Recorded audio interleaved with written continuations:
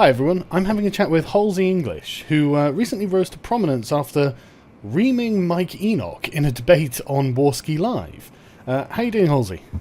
I am doing fantastic. It's a great day, although we're expecting a blizzard tomorrow, so that should be fun. Well, best of luck. But I noticed that the alt-right wasn't talking about your debate with Mike much, which is weird, because usually they like to talk about those debates a great deal after the fact.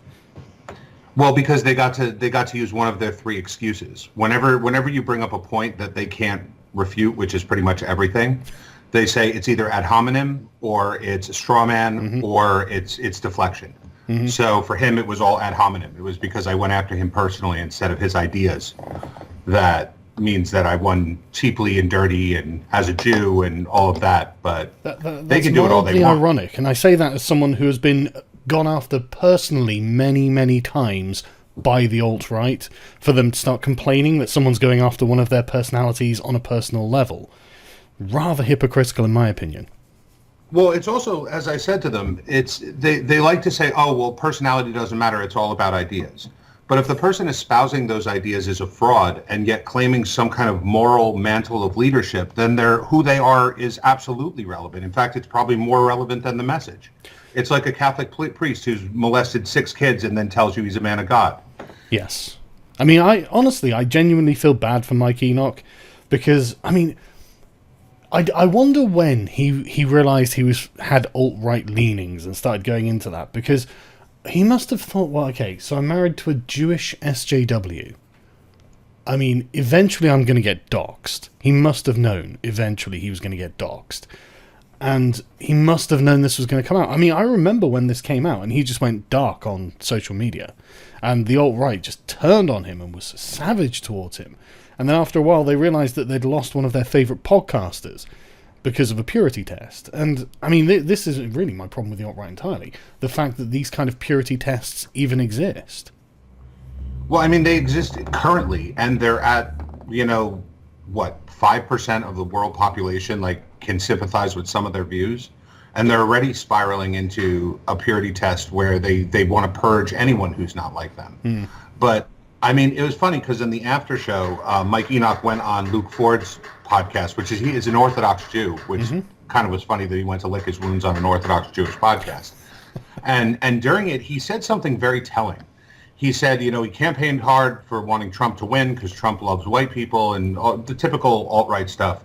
And then he says, but I wonder if he didn't win, if my life would still be on the same trajectory, if I would be living in my apartment with my wife and, kind of podcasting part-time. Yeah, and he was he was saying that with such a hint of sadness as I just didn't expect this to happen. That you actually felt bad for him for a second. Yeah, no, I do feel bad for him. I genuinely feel bad for him. I mean, the man's lost his family because of a group of people on the internet who will turn on him instantly as soon as he steps out of line and isn't parroting the orthodoxy. It's really sad. Well, about half of the people that after any debate with the alt-right, of course, the trolls descend. Yeah. But about half of them, of course, just say, oh, you lost because your ideas suck. And the other half, this time, I mean, when I talked to Fuentes, it wasn't like this. When I talked to Colette, it wasn't like this. They were just like, oh, well, you were able to beat Enoch because he's just pathetic, or he's not a real leader, or they were turning on him really bad. And it was kind of telling because they didn't do that with the others, Yeah. It's really sad. And I mean, this is one of the... Sorry, I can hear a bit of noise, but I understand that you can't help that. This is one of the things that really amazes me about the alt-right, is just how very few of their leaders actually adhere to the standards that they're trying to set. I'm just going to give you a quick list of things that I was saving for a video, but honestly, I started kind of feeling bad for the alt-right. I was genuinely starting to feel bad for them, so I didn't do the video in the end. But so it turns out that Weave, the moderator and editor for the Daily Stormer, has Jewish parents on both sides. It turns out that Evalion, one of the more sort of popular channels, I haven't got this confirmed, but there were lots of people who were looking at her nose and saying, well, she's definitely Jewish. You've got Tara McCarthy, who happens to be an Indian Jew. Then you have someone like Braving Ruin, who's an Arab. And it's like, where are the white people in the alt-right? You know, and they love to talk about it too, like, oh, we're going to establish an ethno state in all of America. Sorry, you're a bit you sound a bit distant there. I can't hear what you're saying. I'm turning off the background. I'm getting further away right now. Is that better? Yeah, that's much better. Sorry, what were you saying? That they love to talk about these grand plans of purging all the Jews out of America and then sending all the blacks back to Africa and all of this, but they wouldn't be accepted in this ethno state that they claim to want in the first place. Yes. So, and even if they would, I mean, how many people do you think would really follow Richard Spencer? No. I mean, he gave a speech yesterday and they got into it with Antifa, just like I heard you guys did, but to much different results because there were so few of them. There were probably 20 of them there. What happened with Spencer? I didn't hear about that. He gave his excuse me. He gave a speech at Michigan State, I believe, and as his supporters, which were just, as I said, maybe 20, were walking to the auditorium. They got surrounded by Antifa, and there were like probably 150 cops there. So it was just like a little skirmish, but there was just so few of them and so many of Antifa that you wonder where this talk even gets them, you know, of, oh, we're going to purge all these people. Like, I mean, most white people don't listen to them at all. Yes. White people, I think, would rather breed themselves out of existence than join the alt-right, to be honest with you. Yeah, for sure. I genuinely think that they would. They would rather that be the case than become racist. I mean, don't get me wrong. The anti-racism in the sort of culture of Europe at the moment is pathological. And it has to be gotten under control because it's enabling non-white people to do bad things with the cover of the white left saying, well, you know, you can't do anything to these people. That's racist. When it's obviously not racist. It's in fact racist to allow them to do these things just because they're brown. You know, and I want the law to be applied indiscriminately. I don't give a damn what race or gender or any characteristic that you have. The law is the law, you know. I mean, it boggles my mind that this can even be a consideration, but for some reason it is. I think it's because, I mean, everywhere that you've seen communism implemented through revolution, like in the Soviet Union or China or Cambodia or any place like that, it's always accompanied by mass murder. But Europe is implementing it slowly, so the pathology is playing out slowly in front of your mind, you know, like, or in front of your eyes, I mean. Like, it isn't that Europe just purged people or got into bloody conflicts one way or the other. It was that they brought it on so slowly that you're seeing it in slow motion. So right now is where the conflict, where in all these other countries they would just be slaughtering each other in the streets. But right now there's just anger building on both sides, and one side feels it's winning, and you're going to see violence sooner or later. Well, I can guarantee that. I mean, I've been mildly involved in that sort of thing myself of late. But always in self-defense, of course. One thing I find interesting is there is a very deep well of resentment towards what I don't think we should call it communism. I think socialism is far more accurate. There's a very deep well of resentment towards the increasing. I don't want to use the word authoritarianism, but it's kind of a social authoritarianism that's being pushed by the left at the moment, where they've got very engaged activists, and they will hit you with the everything that they can to try and discredit you or smear you or something like that. And I think people are just tired of being unable to have a dialogue at this point. Oh, that's for absolute sure. I mean, I was just saying the other day that it used to be if you told someone you voted the opposite of them, they might get a little angry. You know, like, how do you not see this? But they would want to debate you on the idea of why you were so misguided as to do something like that. Yeah. You know, and it usually turned into an interesting conversation amongst friends. Now, if you tell someone, oh, I voted for Trump, they just laugh at you and look at you with scorn. Yeah. And if you try to say anything, they look at you like you have no credibility whatsoever. You have no ability to talk. Yeah. It's become just, well, radicalized along tribal lines, isn't it? I mean, and this is definitely something that social media is having a strong hand in.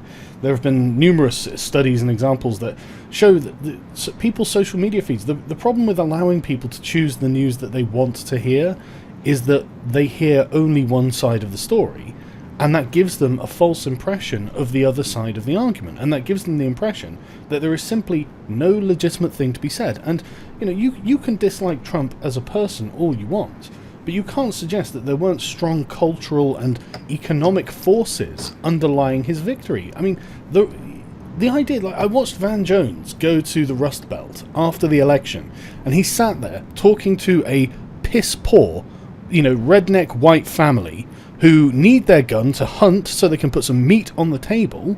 And he sat there, he gets $1 million a year, and he's like, wow, this blows my mind. I had no idea. I thought all Trump voters were racist. And it's like, do you understand that that's you just speaking down from your liberal bubble, Van? You fucking arrogant prick. God, I mean, it boiled my blood. It always boils my blood when they do it, because, I mean, I live in northern New Jersey, which is right outside New York City. Mm-hmm. So I understand that it's almost blows their mind when they leave this kind of, suburban urban bubble and just go out into the heartland, because they can't believe that people really do live like that. Yeah. They actually believe that that's all like made up and everything is like Manhattan. They don't understand what it even means that a grocery store could be 20 minutes away. Like that's a joke to them. Yeah. Yeah. So when they realize that, like, if you have a house and you don't have a big town, even getting internet is difficult. Yeah. And paying your bills, like, you have to dig a well or you have to tap into like a county well. And if that goes down, that costs you a fortune. Yeah. These people live under the same type of poverty threat as anybody in an inner city, with just as many problems, if not more. Mm-hmm. And it's funny how they can't seem to sympathize with each other at all. It's sad, because one of the things I most respect about sort of working class families, and this is just something that I've noticed across the Anglosphere, is the dignity that they maintain. They won't ask for help, and it's like, okay, that's very noble, but it means that you're not going to get help, because unfortunately the squeaky wheel gets the grease, and then suddenly you end up with a seismic shift like Brexit and Trump, and the urban elites who are trapped in their bubbles, who don't care what the peasantry in the provinces think, are suddenly in for a rude awakening, and then they act like the sky is falling and the world's coming to an end. Well, it's funny because you hear the SJWs talk about systemic racism all the time and how it's responsible for everything. But funny enough, it was systemic racism that's responsible for that work for culture, because the cultures in the Midwest and in the South, they saw what happened to the black population after slavery was ended and after the civil rights movement. They basically became slaves to the government, and now they still are. They're still on the entitlements. They still don't value that kind of work ethic anymore. And they said, I don't want that happening to us. I'm not letting them urbanize us as well. So for them, if they're going to be poor, they're at least going to work for it and be able to own it. Yeah. As opposed to just saying, I'm poor, this sucks. Yeah. They are at least not victims of the kind of soft bigotry of low expectations, which, I mean, I completely appreciate the need that when the left says, right, look, that there needs to be some sort of social safety net, because we don't want people just being left to die or suffering because of situations beyond their control. I completely agree, and I've had times in my own life where I have had to rely on the social safety net that I have paid into as I've worked, and you unexpectedly lose jobs and things like that. And you think, right, okay, that's good. It means that I don't just end up homeless. But conversely, I think it is a perverse incentive when you end up. I mean, in my country, the Labour government were giving young women £500 per month, so about $700 per month, for every child they had. You can imagine that kind of incentive ended up with, and they give them a house and then money, and so we needed huge amounts of social housing, because young council estate women, young poor women, were just making the rational choice. It's like, well, I can go to college, I can get a job, I can work hard all day every day, and hopefully I can succeed, or I can just have a child out of wedlock, and the government will give me a house and thousands of pounds a year. And they just made a rational choice. We ended up in Britain, something like half of the last generation were born out of wedlock, because of it. And it's a similar problem that's happening in black communities in America. And this is why the alt-right drive me nuts. And they're like, oh, look, it's black people. It's like, no. You can go to any council estate in Britain and find white people who are in exactly the same position. Only in Britain they won't shoot you, they'll stab you. Yeah. And I mean, it is exactly like that in the black community. And it is funny because I've heard this argument that black people by science have lower IQs than white people. Mm-hmm. And I can't understand why that's somehow a valid point as to whatever the alt-right is suggesting they want to do. Because if you have, even if you are born with a lower intelligence, let's say you do believe that, right? There are going to be things you're going to excel at that people of higher intelligence won't. Yeah. So you would think that they would want to corner those markets or go into those type of businesses because they suit them. And one can say that that's even proven by like the NBA and the NFL. I was about to use that example. No one looks at star athletes and asks them for a political treatise, do they? You know? No. And I mean, when they try, it usually winds up backfiring. But at the same time, no one's looking at them and going, oh my God, blacks are so overrepresented in the NBA and the NFL. We have to do something about this because it's just unfair. They're going to have undue influence. One thing that bothers me as well is the idea of connecting being stupid to being immoral. And I find that really bizarre because, I mean, like, I don't see the connection. I just don't see the connection because, I mean, there are lots of stupid people who are perfectly moral. It's all about how they're raised. If they're raised to be good people by parents who love them, even if they're stupid, they still know right from wrong. Whereas most psychopaths are of incredibly high IQ. Most serial killers are high IQ people, which is how they get away with it. So the idea that, like, high IQ is somehow correlated with morality is something the alt-right has failed to prove. And he hasn't even tried. They haven't tried because they're making this assumption, which is funny because Asians and Jews score higher than them on the IQ scale. Yes. If you take their studies to heart. Yeah, let's just assume it's all true for now. Right. They believe that if they gathered together just white people, it would be this perfect society because they have the IQs high enough to run it and the strength of the lower IQs to do all of the work, supposedly. Mm-hmm. But yet at the same time, if they're claiming that intelligence matters and that IQ matters, then they should be wanting to live with Asians and Jews because they would put such a high price on it. Yes. And if they claim that low IQ means that you need to be expelled, then they're arguing for their own demise because obviously the higher IQs are going to purge them at some point, just like they're purging the people beneath them. And they'll be completely justified in doing so by the alt-right's own arguments. It's bizarre.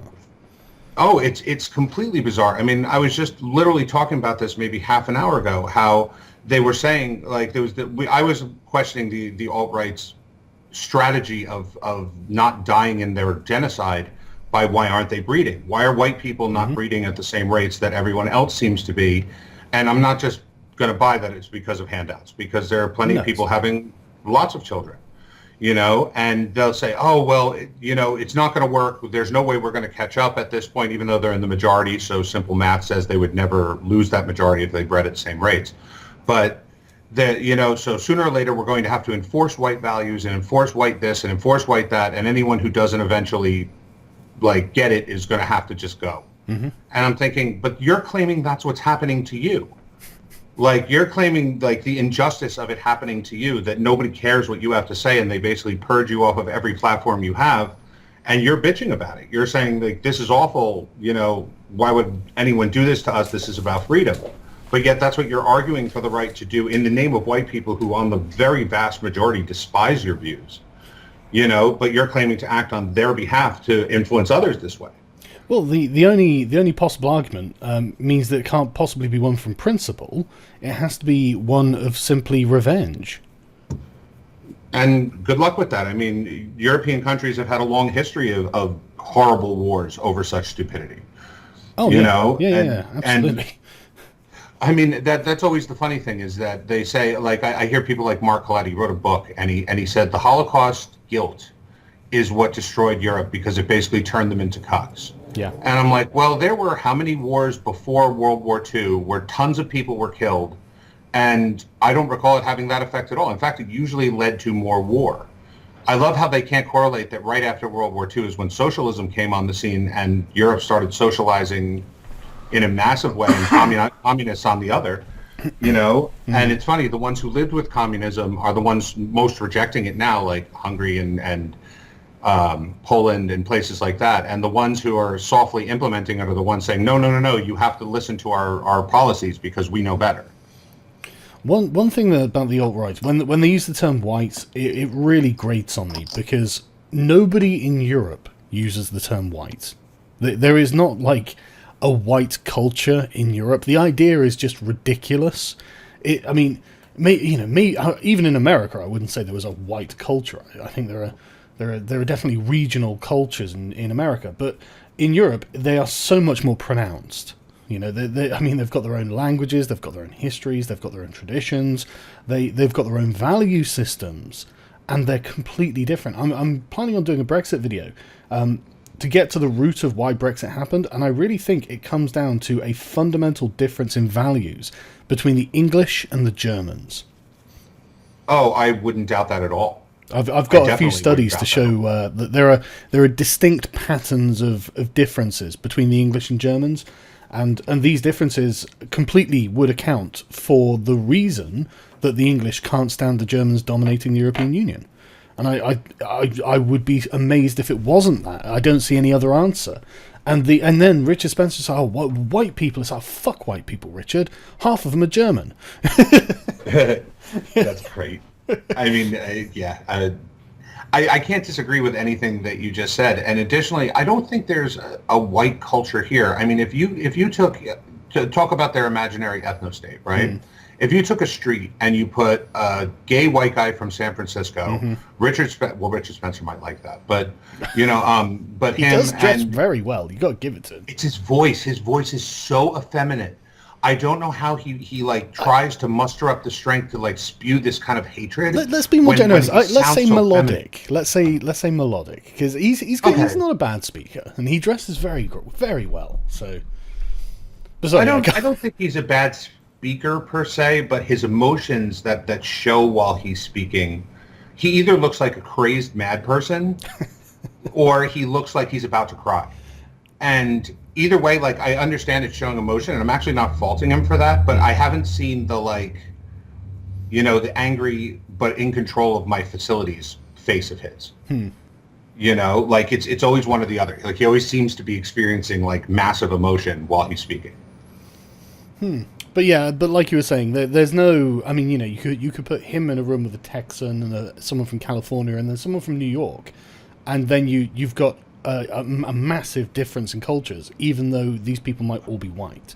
And right. The Californian socialist will just be in complete objection to anything that the Texan says, for example, aren't they? So well, it would be also it's the purity spiral in the opposite way. It's that they group everyone together as just white.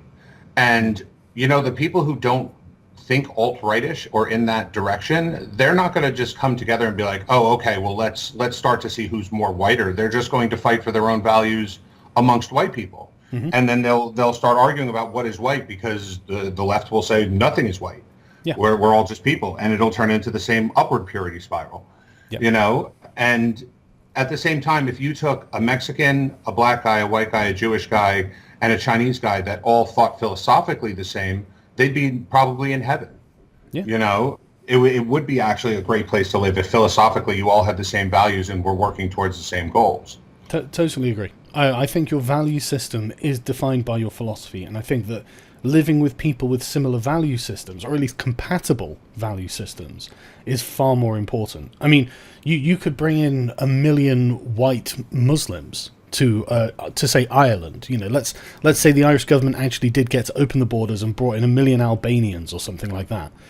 Do you think that's just going to be perfectly compatible? Do you think there might be a few social problems there, or they'll just all slap each other's backs and say, "Hey, fellow white people, let's"? It's ridiculous, It's like.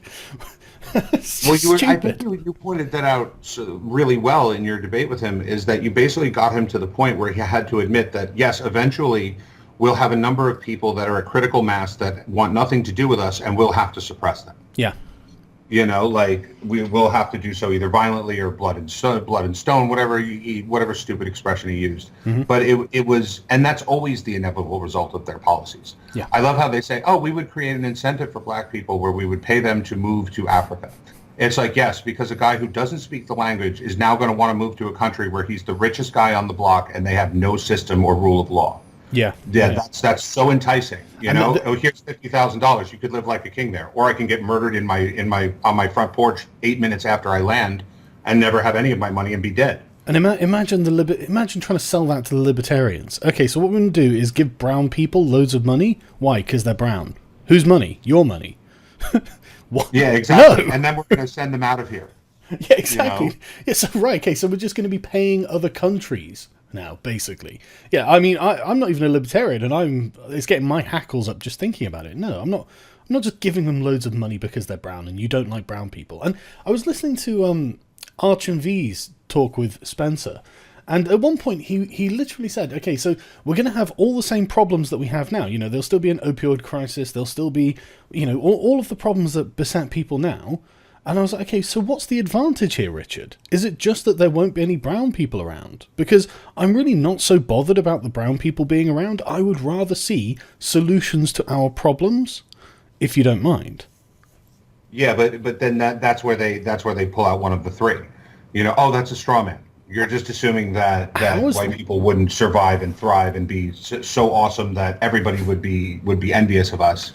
So therefore you're putting out a straw man. You're not talking about the topic. That's what they would say. That would be them deliberately dodging the point then, because that was precisely what Spencer was saying. And I mean, he doesn't have any solutions for any problems. He just wants to get rid of the darkies. It's like, okay, well, I don't. Especially like when it comes to black people in America, the idea that you can take a people as slaves to your country, give them freedom, and then decide, right, we just don't want you here. That just seems cruel to me. I mean, it's beyond. It's not. As I said, it's not just cruel. It's making that assumption that people would just want to be somewhere else given the opportunity. And America has been a good experiment for every group of people, no matter how oppressed they historically were or anything. I mean, it's the highest standard of living in the world, no matter what race, color, or creed you are. So to assume that they would say, oh, well, if you'll give me $50,000, I would love to go to Liberia.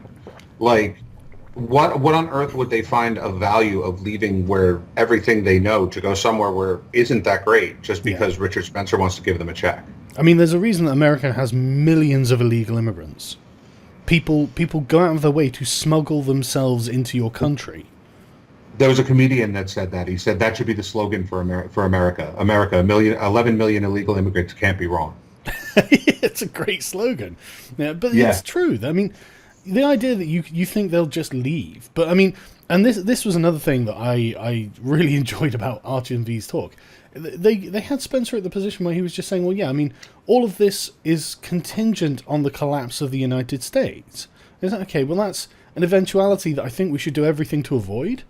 I mean, maybe I sound like a crazy radical here, but maybe the destruction of the United States as a political entity isn't desirable. Even if it means we can get rid of all the brown people. How's that? Well, I posed that question to a group of alt-right people once. I said, if you're just assuming the collapse of America and a horrible civil war and violence and bloodshed everywhere and just the country burns to ashes, what makes you think that your group will be the one that survives? Oh, yeah. You're the smallest in number. You're the least trained. You're the least cohesive. Like, you would be basically the first ones to go because everyone would find you a threat. Anyone who survived, they would all consider you a threat. Not because of your race, because of your ideas. Yeah, it'll be the constitutionalist types, the NRA gun nut types that will take over. Exactly, and they don't think like the alt-right in terms of other races, and even if they do, they're fine as long as you leave them alone. Like Richard Spencer, I mean, I know he grew up in like Montana or something. I think they have 3 black residents in the whole state. Like he could go live in his supposed ethno state anytime he wants. He does. There are plenty of states where the black population is very, very small, and yet he's staying in Arlington, Virginia. I thought he was in Whitefish.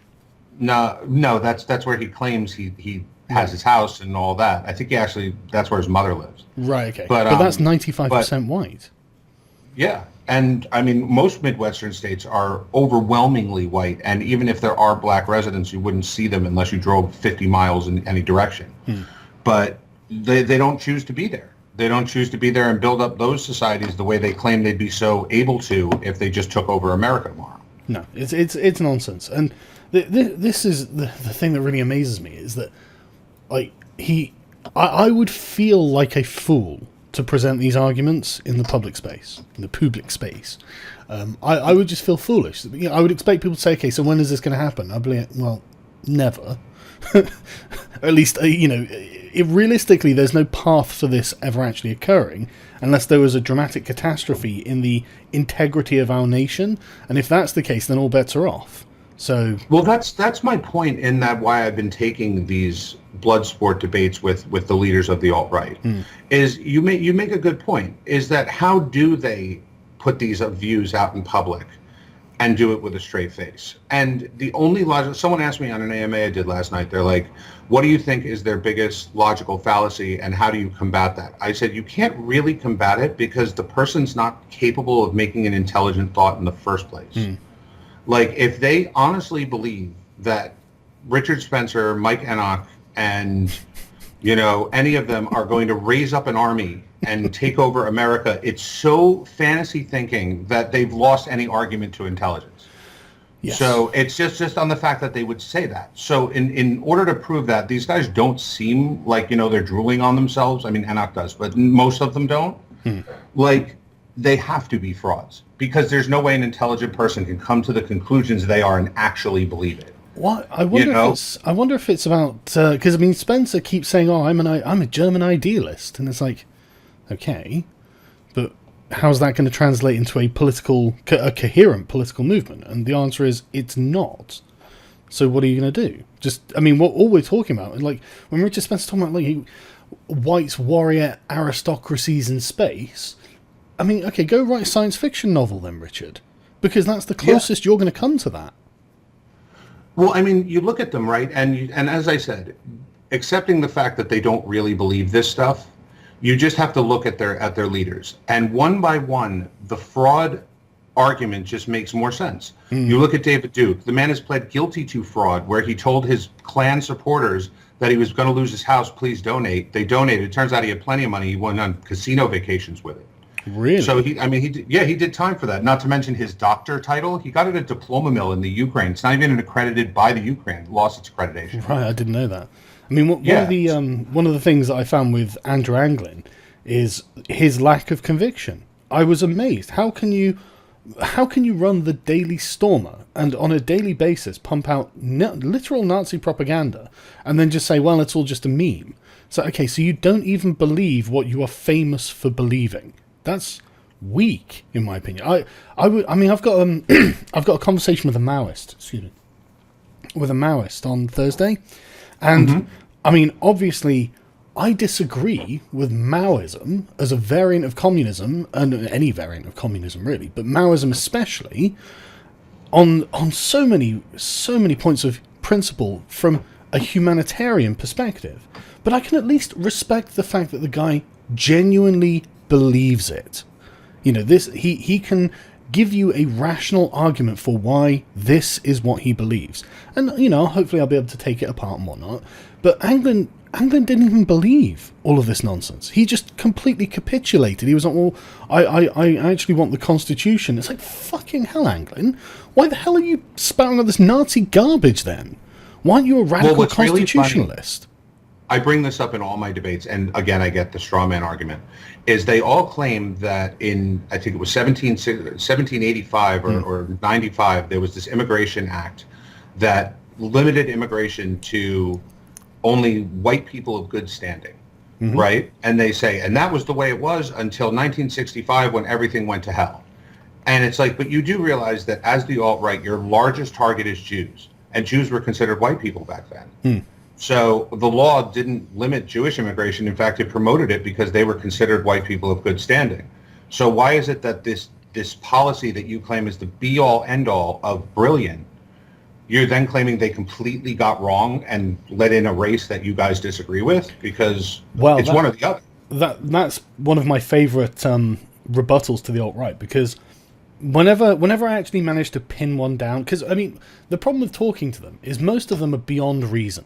At this point, most of them are just zealots parroting talking points. They're not interested in actually discussing them. But as soon as you get through the layers of defense that they'll put up, and if you just persevere, they'll say, okay, well, I want an ethno-state for people of European descent. Okay, but that's going to mean Jews. Jews are of European descent from the mother's side. So what do? You can't, now it's got to be European descent on the father's side. Oh my god, this is getting remarkably specific. And you're going to have to genetically test each person. It's just pointless nonsense. It's never going to happen. And since the Europeans of descent in America is basically the one that has completely diluted itself of all of them. I mean, they talk about mixed race babies or mixed religion babies, but I mean, there are more mixed races amongst Europeans. So at what point do you say enough is enough? Is it one drop of blood? Is it the Nuremberg laws? I mean, is it, how do you decide, where that point is where the intermixing wasn't enough to affect their inherited genetic, cultural, differences? And that's assuming that we even agree that in principle it's an acceptable thing to do, which I don't. Right. No, of course it's not. I mean, it's absolutely ridiculous. Yeah. And it's also ridiculous, this idea of European utopia ever existed.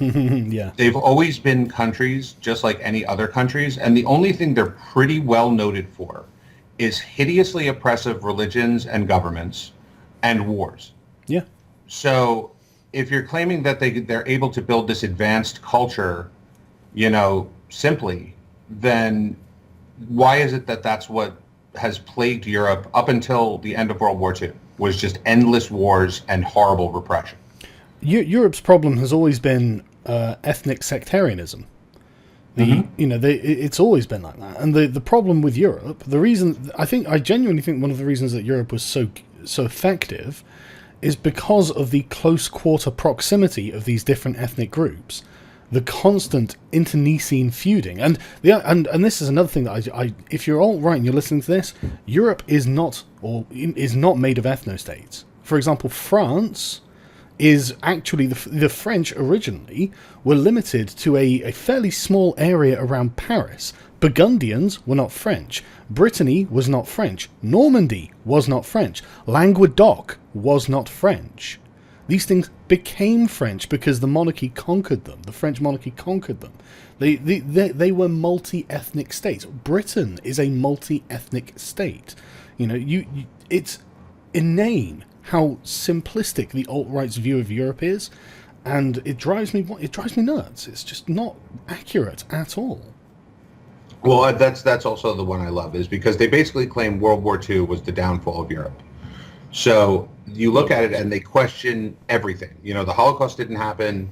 The Allies were only attacking Germany because they were jealous. It was a Jewish conspiracy, whatever you want to call it, right? But they question every detail and say it can't be accurate because this is World War II, so even body counts don't matter, nothing. Mm-hmm. But they question with pristine accuracy every other war that's ever been fought on the planet.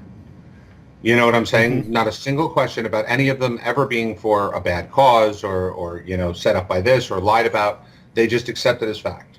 And they'll say, in the Civil War, this many people died. Or, back when they had trouble they don't need to counting. scrutinize that.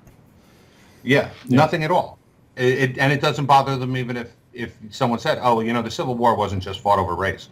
They just would freak out and just say, no. How dare you question the official story? Yeah. One of the things I love about the alt-right's position on the Holocaust, because the alt-right actually does have a kind of official position on the Holocaust. It didn't happen, but we really wish it had. And it's like, okay, but why wouldn't you just embrace the fact that it happened then? Why wouldn't you say, okay, great, we killed, the white people killed all the Germans, killed all the Jews. Okay, that's good, because that's what we want. We want to get rid of the Jews.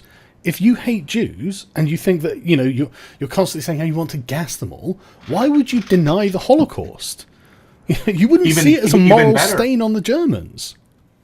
But even better, if the Holocaust never happened, then why do you want to kill or relocate all Jews? Because apparently the Germans were just fine with them. Yeah, and have you not seen the guilt it's placed on the Germans for doing that? I mean, if you did the same thing with black people in America, do you think that you wouldn't be condemned to the same kind of levels of guilt the Germans have?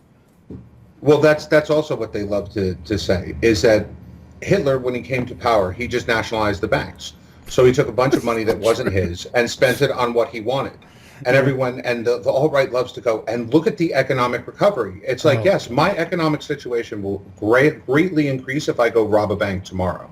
But to say that I'll be economically sound for the rest of my life, no. You'll see a big deposit and then settle, assuming I don't get caught, you'll just see it dwindle down to nothing. I have to rob another bank. I really need to do a video on this because I've been reading up about the Nazi economy, and it wasn't good. And I don't know where the myth of the Nazi economy being fantastic has come from. It was wildly oppressive. Just like it would be like living in Venezuela, but in fact worse. In fact, everything was centralized. The government would just appropriate factories if it was convenient and give them to party members. So it was unbelievably corrupt. I mean, like, they had a massive problem with replacement parts and raw materials. So they ended up having to run trains on brass ball bearings, which meant that the brass ball bearings cracked a lot sooner than steel ball bearings would. And so they had to continually replace train tracks and train carriages and things like this. It was not a good economy. It was a wartime economy in peacetime leading up to World War II. And so it was also, like any economist would, I apologize, like any economist would agree, if you're going to judge someone's economic policy, you don't just judge it on the first 5 years, you judge it on the last 5 years as well. And so if Hitler was so great at building this economy, when he decided to end his life, the entire country was destroyed. Their entire economy was destroyed. Their entire military was destroyed. Half of their country was just seized by the Soviets because they could. Yeah. So if his economic policies were so fantastic, why did they end so dramatically 5 years later? Absolutely. I mean, like, I think any political system that ends with half your country being seized by communists is a bad one. Yeah, that's probably a very bad economic decision. Yeah. Your economic power has been extremely limited at that point. The bank came to collect. And this is another thing that drives me crazy. They're like, oh, we need Nazism or fascism to protect the white race. And it's like, well, I mean, I think we should just look at historically who spread white people around the world. Oh, what was it? Like British and French liberalism did that, did it? You know, that was the greatest boon to white people in all of history. If you want to look at it in racial terms like that, why on earth would we look at the failed state that was Nazi Germany?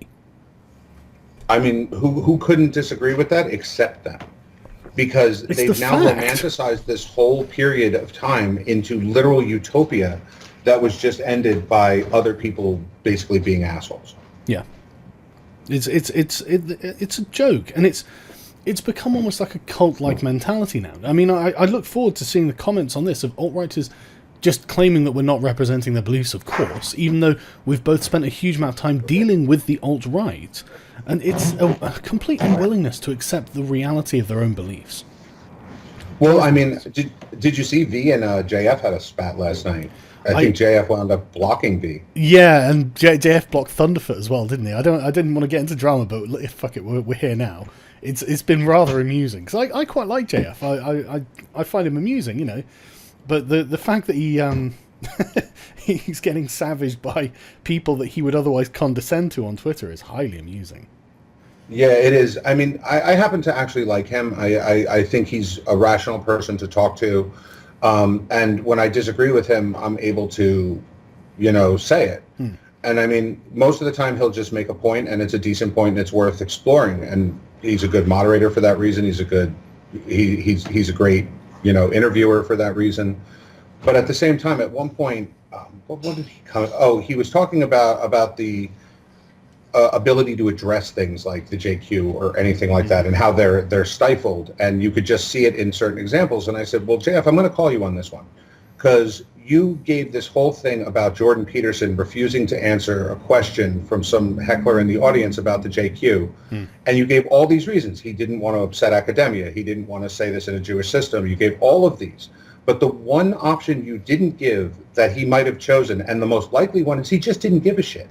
Yeah. He was being read a quote from a book he's never read, from a guy he doesn't care about at all, about an issue that doesn't plague his mind even slightly.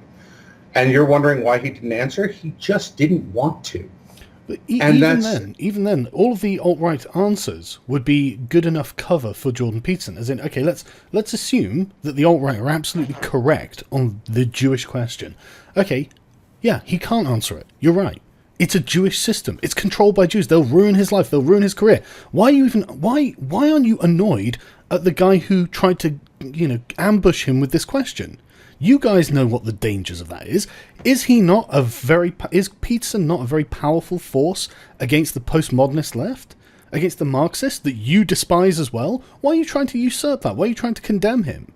Let him work. Let the man destroy your enemy. My God, let's assume that from your own premises that these are all true. You're in the wrong for trying to do this to him. Oh, for sure. And also, like you said, if they're so powerful and so controlling that they control literally everything, the media, the law, the State Department, foreign military policy, foreign expenditures, Hollywood, academia, you name it, and the Jews are in charge of it. And then they'll usually say, and that's why you can't say this. And then they'll just say it. Yeah. And you're like, well, wouldn't you be really stupid for saying that then? If you're claiming that they're going to crush you with every single government institution that's ever existed in history and every private institution that's ever existed in history, like, why aren't you afraid right now? Like, if they're that powerful, they would just crush you instantly, like kill you, not just censor your YouTube channel, not kick you off Twitter. They would murder you if they were that powerful. So why are you doing this? Like, why aren't you afraid to do this? Yeah, and why aren't they stopping you? Yeah. I mean, why does it seem to be Antifa, which appear to be a bunch of middle-class white kids that are trying to stop you? Well, that's because that's what it is. It's the middle-class white kids that are the cool kids, and it's the middle-class white kids that are the parents' basement type. And they're both coming out and they're going, no. My type of socialism is more awesome than yours. Yeah. Oh, God, that's another thing that drives me nuts. I'm going to have to do a video on how the Nazis were definitely socialists. They weren't Marxists. They weren't Marxists, but they were definitely socialists. I mean, Dinesh D'Souza just wrote a great book about this. It's called The Big Lie. And it's his last book, Hillary's America, was all about the Democratic Party and how they're exactly the opposite of what they portray to be. Mm-hmm.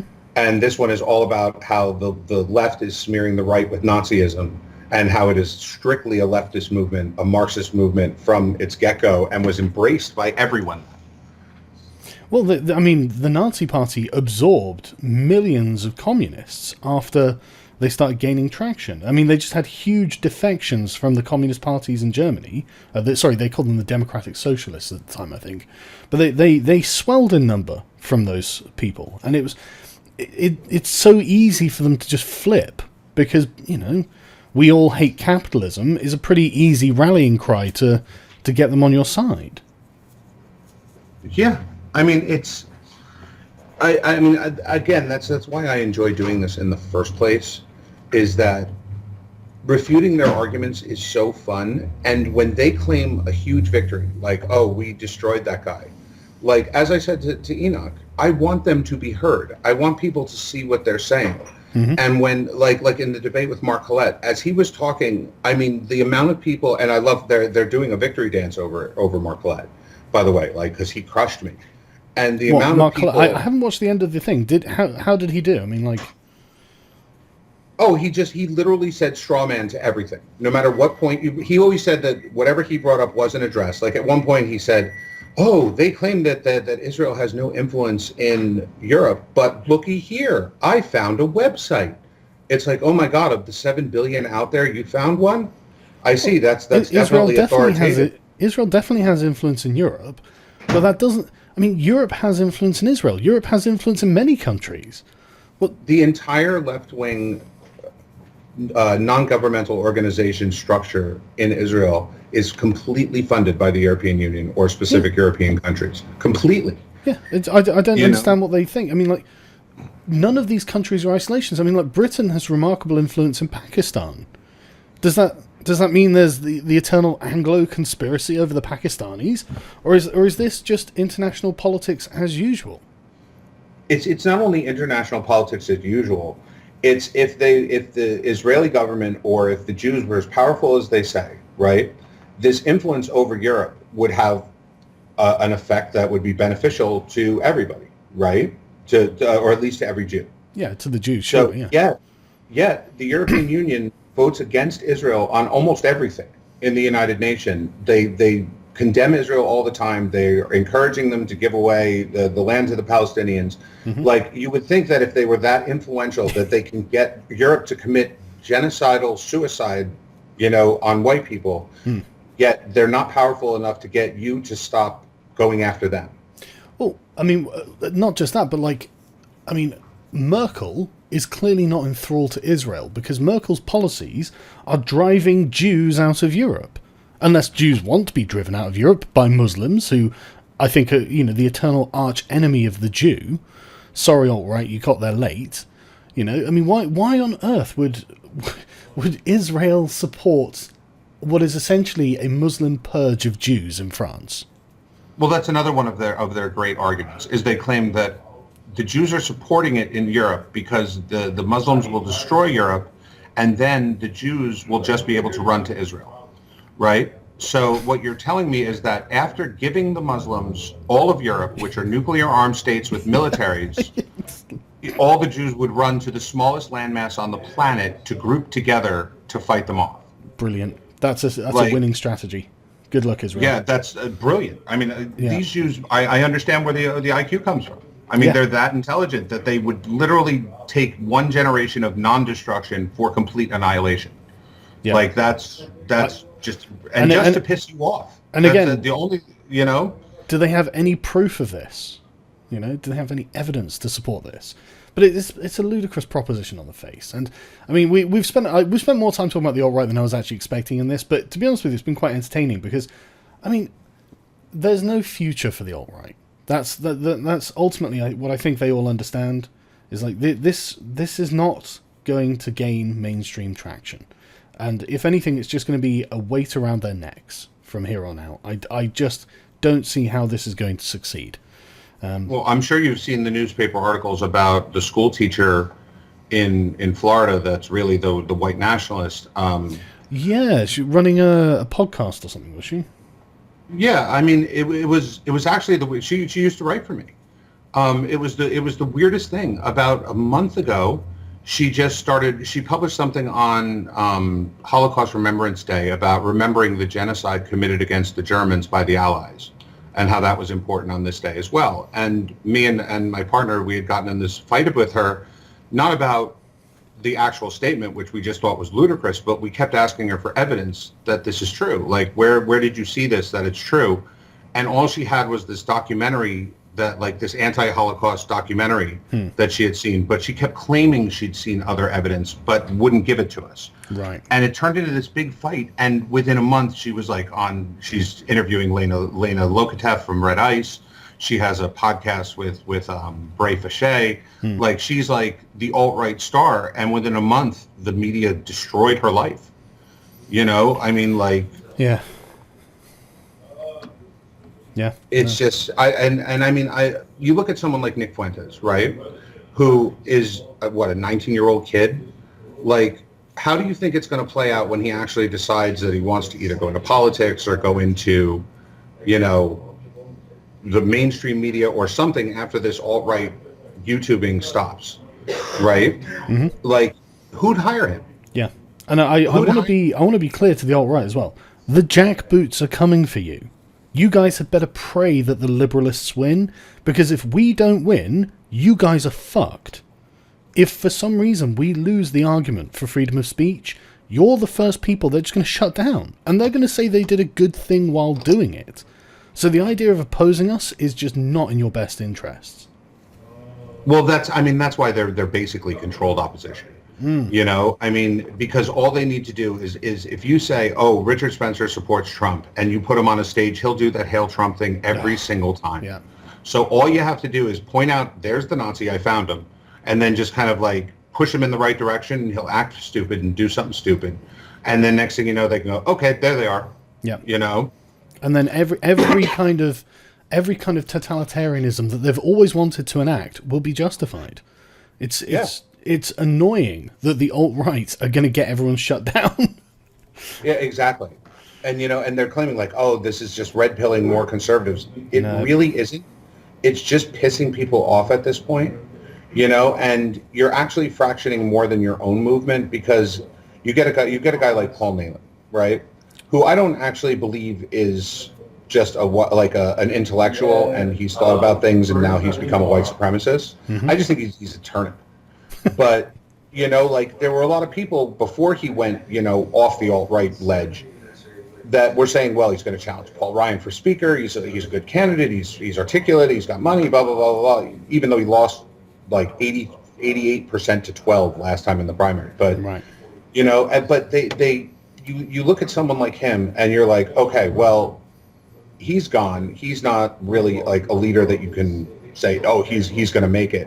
But there's still MAGA people that are like, yes, but he's the outsider. So even though he went alt-right crazy, we should still support him. So you're fractioning the right in general, not just the alt-right, and you're giving a lockstep left the in to do whatever they want because they can just paint you all as crazy. Mm-hmm. And the thing is, I think that the traditional conservatives, the cuck-servatives, I don't think they know what's going on in the alt-right. I don't think they follow the alt-right.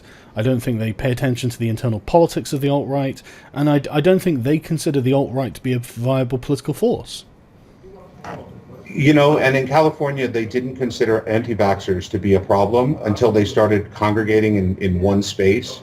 And then herd immunity would go down and people started getting measles outbreaks and stuff like that. Mm-hmm. Like right now, they're all over the place. Mm. But if the left is able to hoard everybody into defensive positions, it won't be that these guys are crazy. It'll be like, well, they're just allies, and yeah, they're morally repugnant, but we all got to fight the same battle here. Yeah.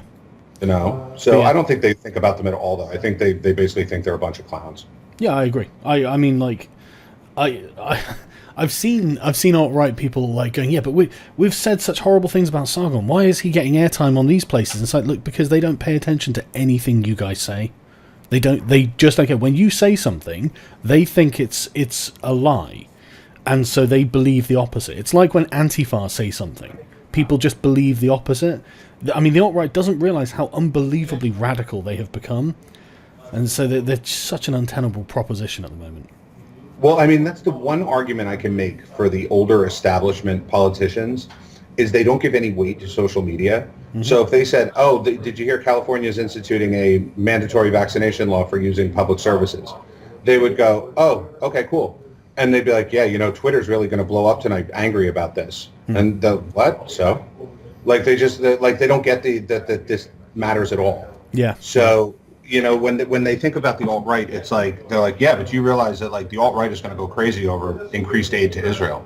Mm-hmm. And they're like, who? And they're like, oh, they're like the Hitler people online. They're like, oh, and? Yeah, good. Like, yeah, okay. Like, do those exist? Yeah, there's like 5 of them out there somewhere. Yeah. Oh, okay, cool. And then you'll get someone like David Duke come out and go, I love this policy, and the media can go, see, it's endorsed by the ultimate Klansman. Well, they're used in the same way that Satan is used by the Catholic Church. They trot them around. Like Richard Spencer was kind of prostituted himself to the mainstream media and was just trotted around as, look at this awful person, and now they don't care. And I think that's probably why he's going to YouTubers, because the mainstream media is done with him. They're like, yeah, look, you're the evil guy that we're just going to bring up every time that something is said that's against us. We're going to find Richard Spencer's tweet, and then we don't have to acknowledge any other like legitimate criticism of what we've done, because Spencer is for or against whatever, and then they can just dismiss it. And it's like, great, that's brilliant. Well, then you have Richard Spencer, who plays the perfect role, where he thinks that e-fame is the same as actual fame. Mm-hmm. Like, so when a group of alt-righters, they hung a banner outside of AIPAC, it's the Israel Public Affairs Commission. They're having their conference right now, and they hung this big banner that said AIPAC is gay, right? And Richard Spencer retweeted it and like big smile with a thumbs up, like, we got them. And all I kept thinking is anyone who drives past that is immediately going to dismiss it as being so childish and stupid that why would you even pay it any attention? Like these are kids acting out. Yeah. And he really believed that was like a gotcha moment. Like, this is going to change minds, that we had the balls to do this. I don't think it's done anything. I don't think it's achieved anything. But no, he's a prank monkey. That's what he is. That's why the mainstream media, when they do call him up, they basically like throw a piece of corn on the ground and they're like, "Go ahead, prank monkey," and they laugh as it like does flips and does whatever. Tell us about how you're going to have a homeland for white people. Go on. And CNN anchor going, so tell me about this ethno state. I'm actually quite interested. As like, they're all like placing bets of, is he that dumb? Yeah. Is he going to do it? Like, and then he says, well, I believe that white people got it. And like you see money changing hands. You know what I'm saying? Yeah. The host is trying not to laugh, so she keeps the camera like only on him. Yeah. And then they're like, good, prank monkey. Go back to whatever rock you crawled out of. Yeah, there was a thing on The Guardian a while ago where this black Guardian writer had approached Richard Spencer and he was effectively trying to get Spencer to recognize his humanity, and Spencer was just being cavalier about it. And so the guy dismissed him without even exploring any of Spencer's ideas. And so, Spencer had said like one or two sentences, and the guy was just like, okay, whatever, and just walked off. It's like, and Richard, I think, walked away from that thinking that was a victory. And it's like, yeah, to your echo chamber, that probably was a victory. But to anyone watching that, it just made you look unhinged. Like, yeah. You like just a complete crazy person. Yeah, absolutely. I was watching it thinking, God, if I didn't know anything about this, I'd just be thinking, well, there's a racist. And he'd be a self-avowed one, probably. But it's... Well, that's the kind of thing where you'd go up to the black guy and go, wow, that guy's an asshole. Yeah, exactly. Exactly. Yeah. And that's the funny thing. It's like the left they really have gotten good at this. I mean, they'll say, oh, wait, Donald Trump is actually convincing people that this is a good idea. So they'll go knock on David Duke's trailer and go, hey, what do you think of this idea of Trump? So I think it's a stupid idea, or I think it's a great idea. And they're like, look, no matter what David Duke said, it's in support or in helping Donald Trump. And this is why Donald Trump is doing it. Yeah, it drives me nuts. I mean, I wouldn't know who David Duke was unless, the CNNs and Huffington Posts of the world, if they didn't cite him as, like, a source, like, they're like, and look what David Duke has to say. Who the fuck's David Duke? Oh, he used to be in the KKK. Well, I don't give a fuck.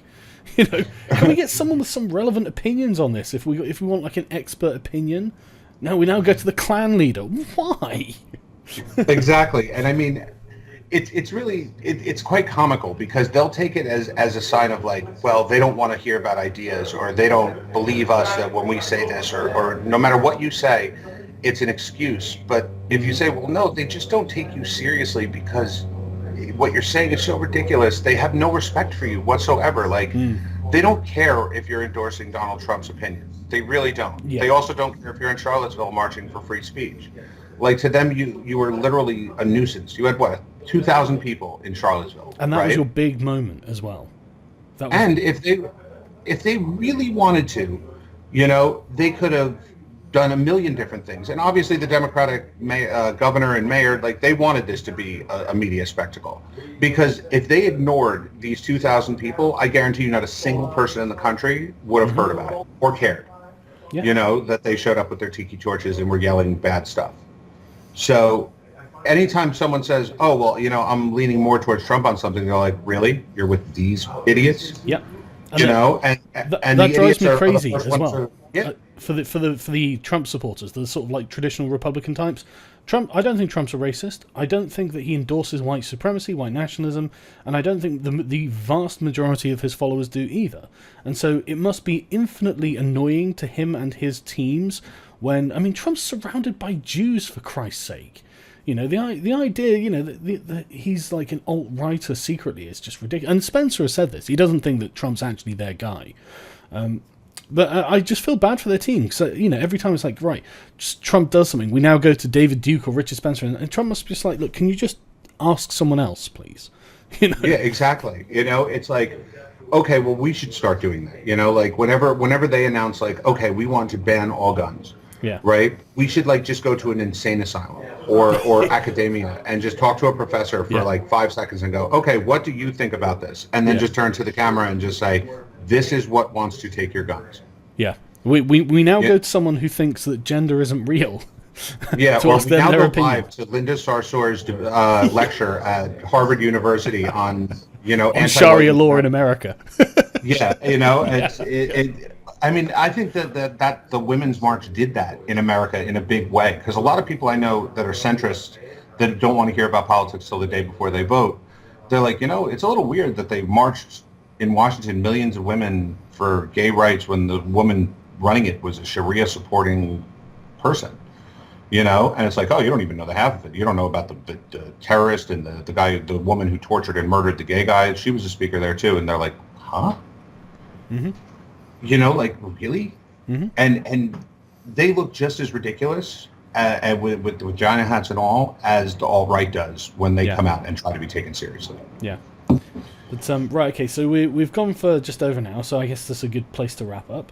Absolutely. Right, so where can people find you? You can email me at info@halseynews.com. I'm on Twitter at Halsey English, Facebook at Halsey News Network. You can see me on YouTube or just drop an email. You could read our commentary at halseynews.com. Mm-hmm. And that's a mouthful, but there's always a way to find us. Well, I'll leave a link in the description, so if people are interested, they can get a hold of you. And Thank you, I appreciate it. Thanks very much for coming on. I look forward to speaking to you again. It's been a great time. Absolutely. Cheers.